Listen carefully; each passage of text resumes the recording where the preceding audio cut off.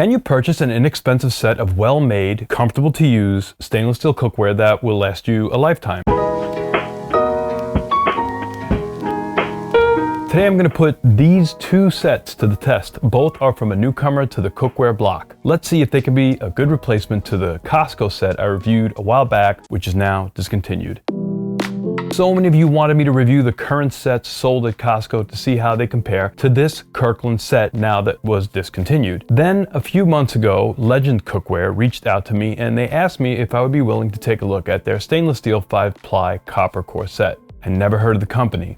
Loved the landing page, kind of gave me the feeling that they had confidence in their product. Good reviews on Amazon, so I said yes. And 2 days later, I received this copper core set. But without any discounts, it's kind of pricey. Their 5-ply all stainless steel set is a lot less expensive, so I contacted the owner of the company and asked him if he'd be willing to also send me the all stainless 5-ply set so that I could compare them both. These sets were given to me. No money was exchanged or received from Legend Cookware. And Legend has no input in my review or the editing of this video. A couple of years ago, when I did a side-by-side comparison with Costco's copper core cookware and All-Clads, I listed the pros and cons of each, and for the price and warranty, I felt that the Kirkland set was a better value for the money. And that stirred up a lot of controversy in the comments. Look, I have nothing against All-Clad. In fact, I favor made in the USA. But where do manufacturers, both American and European, source the stainless steel material for their cookware? I wanted to find out. When I reached out to companies like Demir, Maiden, All-Clad, and many, many others, I basically got 4 answers. 1, we can't tell you. 2, China. 3, somewhere other than China. And the 4th response was silence. Some just never got back to me. All-Clad and a couple of others could not tell me where they sourced their metal. It was not company policy. Maybe the source of origin changes and they can't give me a definitive answer. Fine. So just based on construction quality, warranty, and price, the Costco brand had an edge. And knowing Kirkland's history of putting their brand name on another manufacturer's product, I really find it hard to believe that All-Clad did not have their hand in the fabrication of those pans. But I can't confirm that. Now, 2 years later, regular household use, they have held up great. At the time, this whole Kirkland set was retailing for around $200. That was then, and they were discontinued. Now, since then, Costco has put other brands on their shelves, and you've asked me to review them. I have not, because they don't compare in quality to the Kirkland set or the All-Clad copper set at all. Copper core cookware is expensive. Legend's price point is about half the cost of other well-known brands. So let's find out if Legend cookware sets are a good investment. I wish I could go back in time and tell myself what not to waste my money on. Don't waste your money buying things twice. The question is, will this set go the distance and last a lifetime, or is it something that I'm going to be just replacing down the road? Both sets do have an unconditional lifetime warranty. Both sets are 14-piece sets, and that does include the lids, but each set is made up of different pieces. It could be a touch confusing to do a comparison between both, so I rearranged them. I'm ordering them by identical sizes, then similar sizes, then different pieces altogether. Both sets include the same size 8-quart stock pot, 10-inch fry pan, and 8-inch fry pan. The handles are a little different. The copper core set has a 12-inch everyday pan, while the 5-ply stainless steel has a 12-inch fry pan. The everyday pan has a handle, and it seems like it also is a little bit more contoured at the base. Both sets have 2 sizes of saucepans.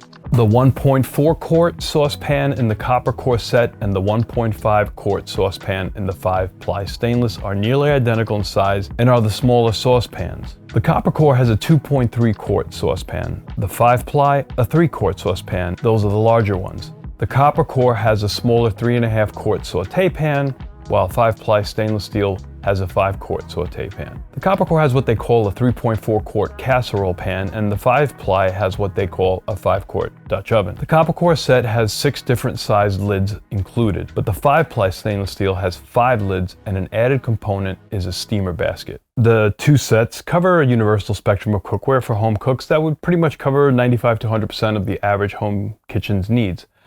Both sets are thoughtfully pieced together, but for my own use, I would prefer to have a steamer basket in my set, and I really do like the everyday pan with the lid from the other set.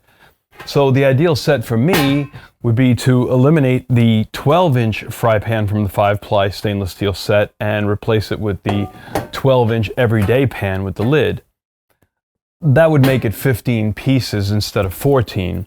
Now, in the 5-ply stainless set, you have the 5-quart saute pan, which is similar in diameter to the 12-inch fry pan, but the lid doesn't fit, which is a little bit of a bummer. Size and component-wise, for my needs, the 5-ply set has an edge over the copper core. The weights on the website were under the photo of the pieces in the set, and some of the pieces included the lids in the photo. The weight on the website is the combined weight of the pan and the lid. So here's the actual weight of each pan on its own. Each copper core component is significantly heavier than the stainless steel. The stock pot is 38% heavier, and the 2 fry pans are roughly 48% heavier. I love heft in a pan, but I'm not sure how I will feel about that as I get older. If you like lighter cookware, the 5-ply set would be easier for you to use.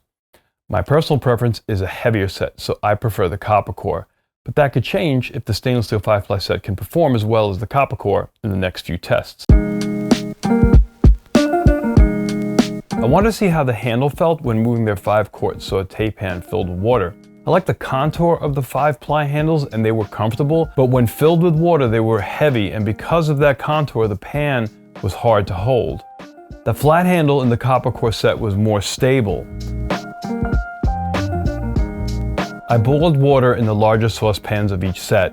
When steam began to escape rapidly from the 2 pans, I waited 5 minutes and measured the temperature of all the handles.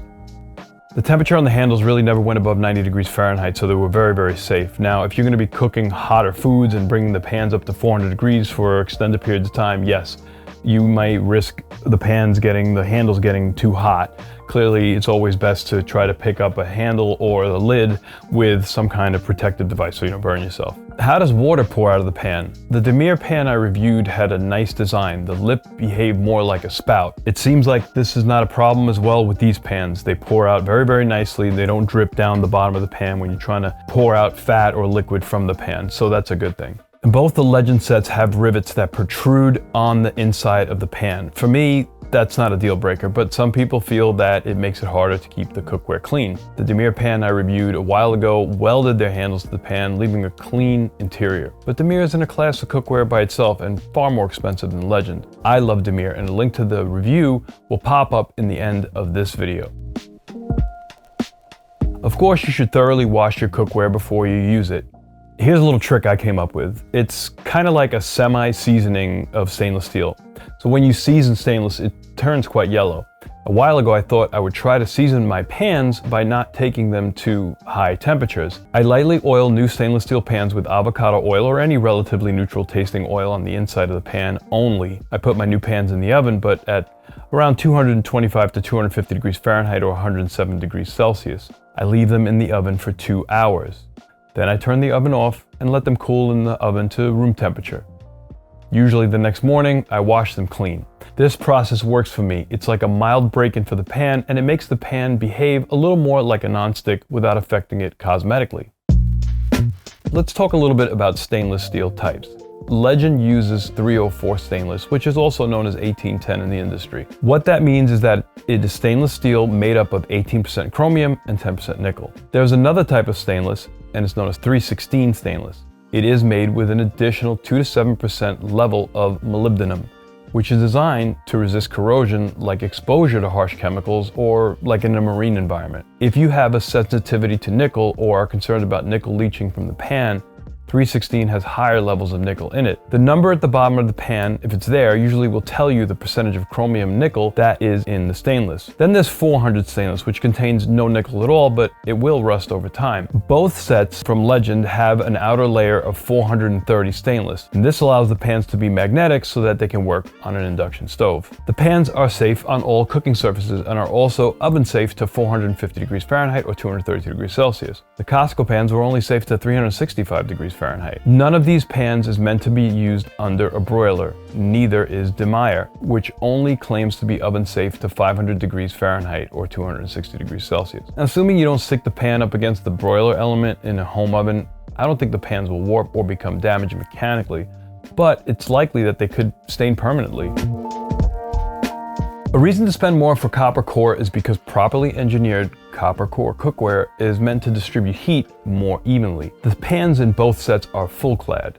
That means that the 5 different layers are found throughout the entire pan, up the sides, down to the bottom. If they were straight clad, the 5 layers would only be found in the bottom of the pan. It's like a disc welded to the bottom of the pan. Also, Legend claims that because of their heft, the copper core cookware has better heat retention. Let's see how it does. I'm going to take the 10-inch fry pan from each set and place them on this induction cooktop. I'm going to bring the temperature of each pan up to 350 degrees in the center. I'm going to lift each pan off the surface and then take the temperature clockwise and in the center, using this surface thermometer from Thermoworks. By the way, I really like these induction tops from Volrath. They are workhorses, and an affiliate link for them is in the description, along with other products that I use. Now I'm going to let the pans cool, and I'm going to perform the same test on a flame top. It seems like the copper core pan does distribute the heat a little bit better than the plain 5-ply stainless steel does, especially when you apply the 5-ply stainless steel 10-inch fry pan to an open flame. Now I'm going to lightly oil these pans. I'm going to take the 10-inch pan from each set and place it on induction cooktops for 3 minutes at maximum heat. I'm going to take them off the induction burners and set the pans on silicone trivets. I will take the temperature at 1-minute intervals in the center as they cool to see how each pan retains the heat. It does seem like the copper core pan has better heat retention. Take a look at this graph. The 5-ply 10-inch pan did heat up about 30 degrees more initially, and that makes sense because there's a lot more metal in the copper core 10-inch pan. It takes time for that to heat up. Let's see how easy these pans are to clean. You should always let your pans cool off below 140 degrees Fahrenheit or 60 degrees Celsius before washing them. And never submerge a hot pan into cold water. It could warp, and it does make it harder to clean. Now, the more you use a pan, and as long as you aren't introducing scratches to the pan with like a stainless steel scrubby, the more easily it will clean. I think the initial partial seasoning I showed you how to do earlier really makes a new pan easier to clean. But those 2 pans were really, really tough, and I'll explain why in a minute. I really like the weight of the copper core set, but I like a heavy pan. I like the way the handle feels on the 5-ply stainless, but with a larger amount of product in the larger saute pans, the flat handle on the copper core is more stable in your hand. I like the selection of pans each set has, but I would prefer the selection of the 5-ply stainless over the copper core, but I really wish the everyday pan was part of the 5-ply stainless steel collection, and I really like that the 5-ply set includes a strainer. The copper cores seem to have more uniform heat around the pan, especially under the flame. If you cook a lot of protein on a stovetop, that will probably give you a lot more of a uniform sear with the copper core. But the best part of using a stainless steel pan is being able to transfer it from the stovetop to the oven broiler. And if you have like a prosumer oven with a high temp broiler, neither set's going to work for that. For heat retention, the copper cores seem to hold heat more. If you're looking to save money, I would not be swayed to purchase the copper core because of this. I pushed the pans to their upper limits, and they got a carbon coating on them that is not easy to clean on any brand of stainless cookware. With just dish soap and elbow grease, I had a feeling it wouldn't work, and it didn't. Neither did the barkeeper's friend. But in a video I did on viewer suggestions on how to clean stainless, the #1 way, baking soda. And that worked perfectly, as it always does.